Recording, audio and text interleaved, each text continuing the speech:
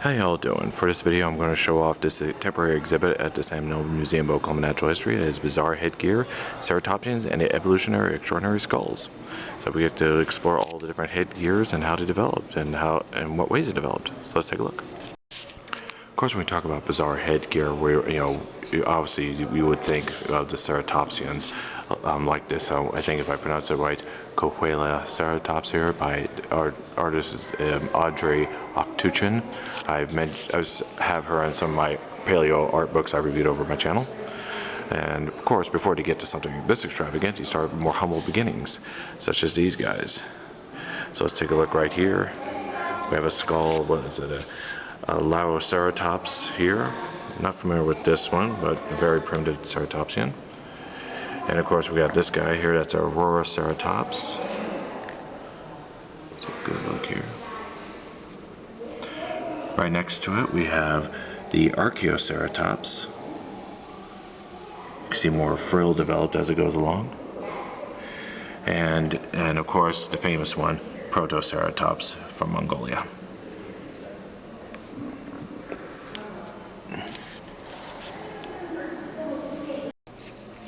Just a quick showing of this painting here, again by Audrey Octuchin of Diabloceratops.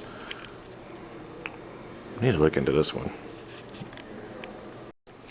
Of course, here we have some examples of more evolved ceratopsians, more of what we're familiar with. This is the Zuni ceratops here from New Mexico. Very nice. And of course, this one is Diabloceratops here from, based on, where the picture is based off of from Audrey Octuchin.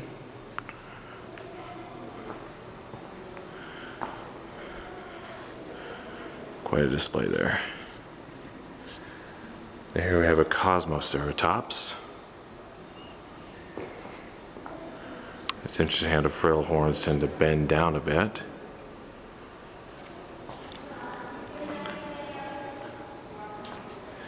And here we have a possible explanation of the frills. For when I was a kid, we were always told commonly that the frills were used for protection, but it's just kind of a flawed idea since a lot of ceratopsian frills have huge holes in the middle of it, and some of them are very, very thin, not much protection at all. So chances are, if you're that large, when you're a large animal that's more warm-blooded, the last thing you want to do is get big. So you need a way to dump the heat. So that's what a good way of all of this can be served as a way to excess heat dump. And this can also serve as our secondary functions to show some coloration to attract, repel predators or attract mates and things like that. So this is a Utah ceratops specimen that they're fleshing out here to give us an idea of that, just in case you're wondering.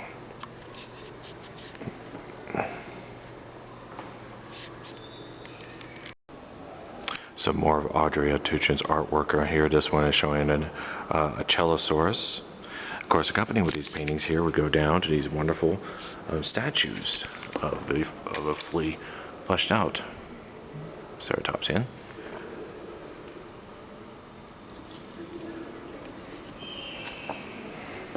Of course, we go around. We find a wonderful head of the Styracosaurus. And we have a couple diorama here of two Styracosauruses facing each other.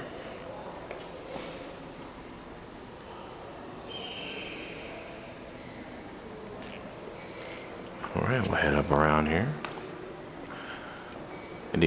One of the more interesting Eniosauruses.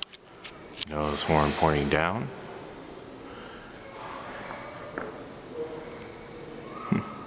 Very nice.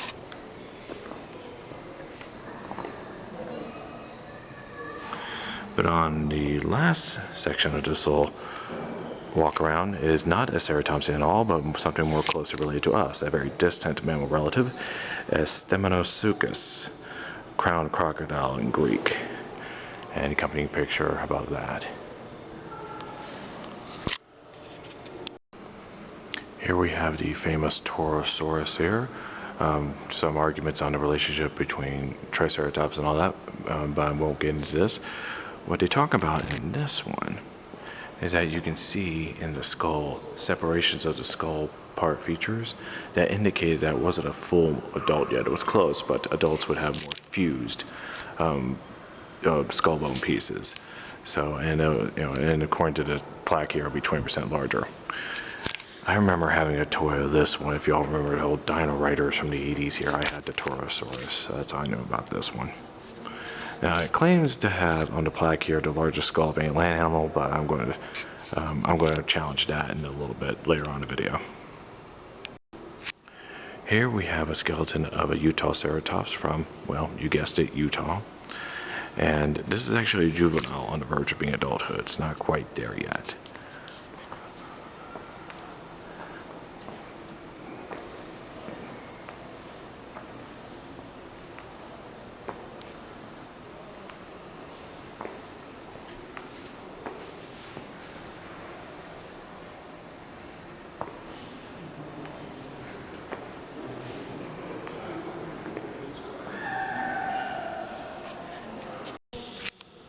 Here we have a famous dinosaur right here in the last few years. This is a Tachysaurus found in China. While it doesn't have a frill of ceratopsians, of the later ancestors, it does have a prominent jugal horn, as you can see here, and on the other side. But what a lot of us already know is that what made this one famous, we found a specimen several years ago that showed quills going along its back and tail. Here's a fleshed out one to exemplify that.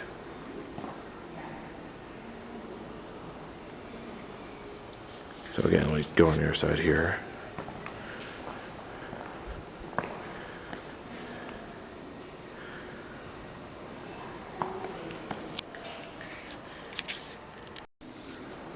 While ceratopsians are most famous dinosaurs with exceptional hairgears, they're not the only ones special among dinosaurs. Here we got the ankylosaur family here. And this one painting here, again by Audrey Altuchin, is a Minotaurosaurus.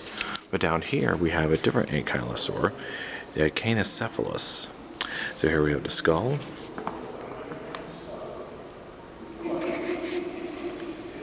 So we usually think about the ankylosaurs as the armor on their backs, but it actually goes up to their heads as well, even bony eyelids.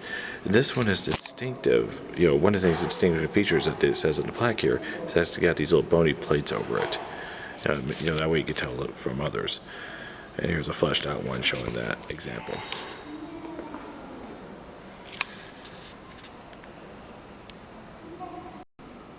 And of course here we have a theropod with some headgear on it. Well, theropods are not known for extravagant headgears like ceratops and such. They do have their own ones that get distinguished from each other. This is Ceratosaurus, and for those who know, we know about the nose horn on its head. It's not so much prominent here. I think it's, you can see in this illustration right here how much it could be so. But with theropods, we find horns on the nose and some horns on the eyes, like Allosaurus and stuff like that.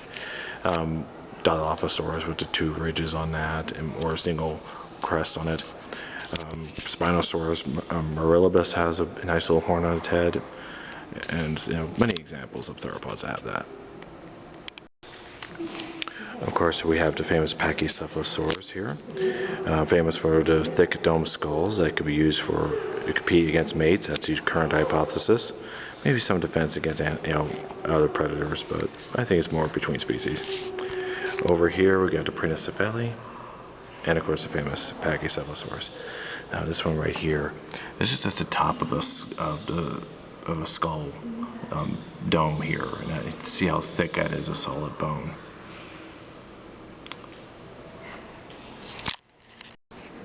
Here we have a couple of hadrosaurs here with some interesting head displays. That is Saurolophus and that is Valafrons.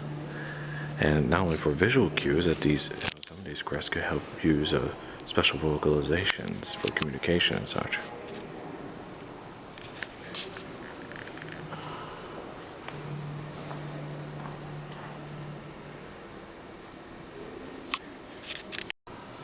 Here we have some Oviraptor skulls, a group of theropods known in Asia and such. Very prominent headgear like that. Here we have a smaller specimen with a fleshed out one next to it. And for, of course, comparison, you have a modern cassowary skull. So, other than, they would have similar lifestyles, I would say. Here we have a display of birds with casque and beaks, like hornbills and such.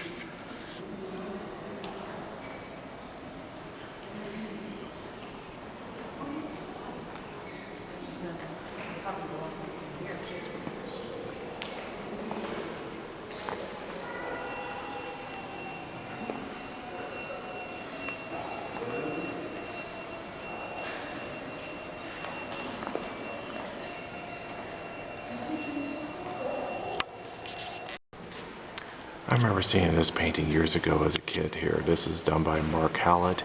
It is an Epicene attacking a Synthetoceros. That's this, and that's what they're focusing on this painting right here. It's a very interesting one. This animal is related to a deer, and we can see a skull of it right here. According to the plaque, males have these 3 horns. This, two on the side here. Those are not antlers; those are horns, and it got this one sticking out of its nose. And they say that it's usually found in males but not females, so it may serve as the purpose of this rhino beetle that has similar accoutrements, and it's probably used for attracting, to compete and attract mates.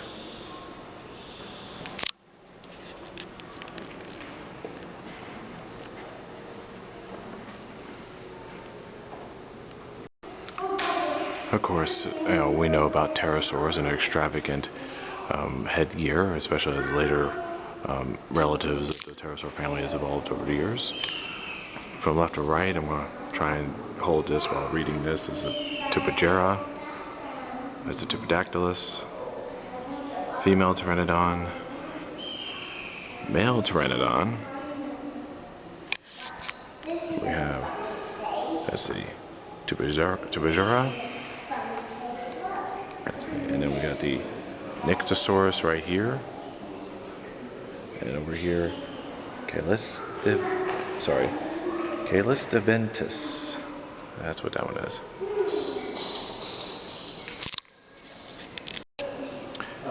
Here we have, for those who are curious, that doesn't know too much about horns, here it talks about the anatomy of a horn here.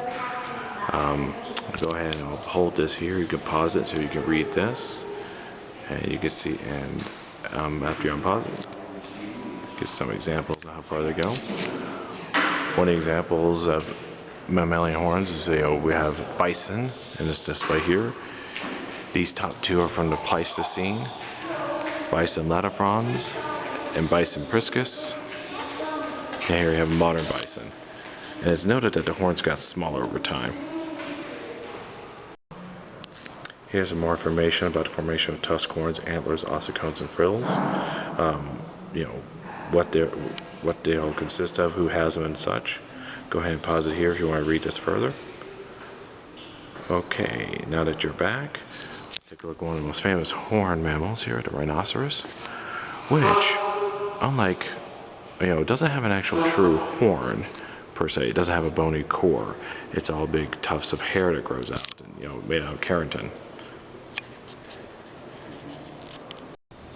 And here we have a selection of bovine skulls, deers, antelope, what have you.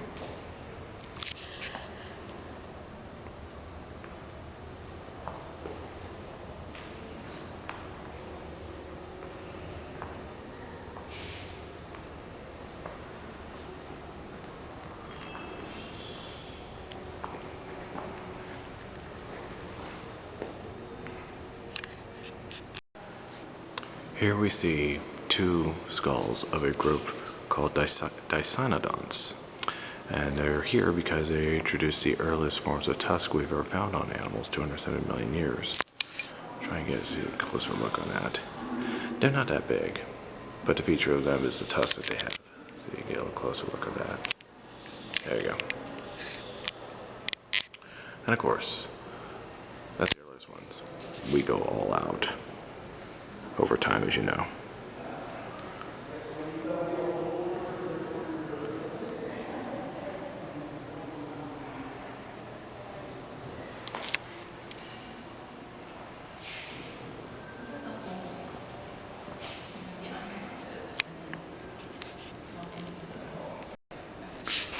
Of course, speaking of tusk and all that, we all know about the Smilodon saber-toothed cat and its relatives. But how many of you know about these guys? saber-toothed deer in a sense. These are found usually in China here, and these are used for male competition for mates. Now, and the thing is, these, because these are early primitive ones, they have little to no antlers, as you can see from these two. But as they evolve, the antlers grew larger, and they serve more of the purpose in competition, while the teeth are reduced over time. Here's a plaque about antlers. I'll give you a second to pause that so you can read that through for those who are interested.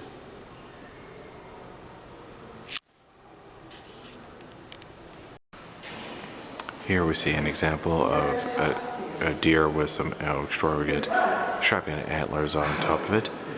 Of course, that's always something that you will find these days if you're lucky as a hunter. But back in the Pleistocene, you will probably want to find something like this. The Megaloceros. Some specimens can have an antler width of up to 14 feet wide. According to the plaque here, they survived up until about 8,000 years ago. For those who want information about ossicones, I'll leave this right here for a few seconds here. Go ahead and pause it if you want to read it. And of course we have a great example of the giraffe Dinosaurs ossicones. And as the plaque says, we have other relatives of Giraffidae with much larger ossicones than that, up to a meter long. Oh, this is like a location. Yes. Location. So this Here we see a display of some shark skulls here. Over here we have a spinner shark. We got a bull shark right here. And of course the famous hammerhead shark. Get a full round view on this one.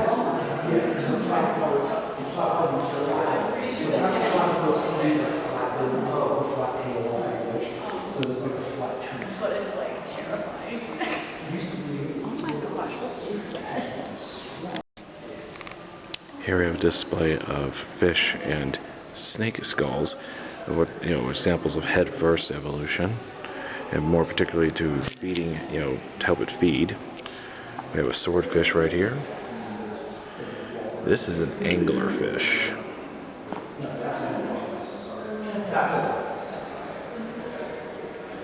And of course, this is not all the fish. Here's a giant anteater. Sorry, buddy. Not a fish or a snake, but an example of a head-first evolution. Let's see, alligator garfish. And here we have, let's see, that's a East African mole rat right here. We have a diamondback rattler. And we have back here a gabon. Here we have something from the group called the Archaeotheriums. And as the plaque says, imagine something about a peccary or a pig, but grew to the size of a horse. So we have this right here, of a skull. We have a fleshed out one over here. And a larger relative right here, Megacorus. Jeez, wonder what these guys were like in life.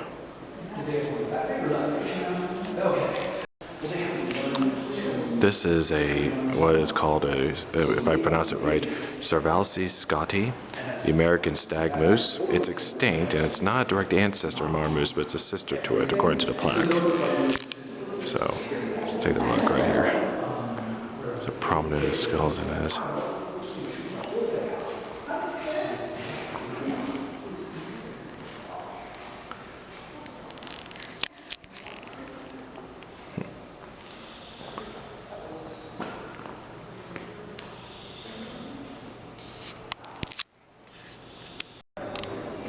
Of course, in the permanent exhibits at Sam Noble here, we are going to show a couple examples of early ceratopsians. What we have here, this is Aquilops americanus. If you've watched the last Jurassic World movie, you notice a little girl traveling around with a dinosaur she adopted and puts her in her backpack. This is the species, Aquilops americanus. In fact, in the Sam Noble has the only known specimen so far as of recording this, unknown for only from a particular skull, and this is it. This is the holotype we measure from. And of course, here's the reproduction of the skull. And of course, a painted reconstruction of it, about the size of a cat. Of course, this is the oldest known ceratopsians we found. It was found in here in North America, in Montana. But, as I said about the Torosaurus, where it says as the largest land animal skull ever found, well, on permanent display in the Seminole Museum, we have the famous Pentaceratops. And this one's particularly famous around town. In fact, it even made local newspapers again when this exhibit showed up, because this one has a 10-foot long skull. Let me back up to this and get a good view. Yeah. Torosaurus is wide, I'll give it that, but this one is longer. So much so that it has a Guinness Book of World Records attached towards it. Largest single dinosaur skull ever found at 3.2 meters or 10.5 feet. It belongs to Pentaceratops here at Sam Noble. And by the way, this is an actual fossil here, not a reproduction there. You can tell from the jewelling of the metal support holding it. So this is the actual fossil right here. Let me see if I get a good view. There you go. So there you have it. That's the, the Sam Noble temporary exhibit of various headgears of life. Thank you all for watching. Y'all have a nice day.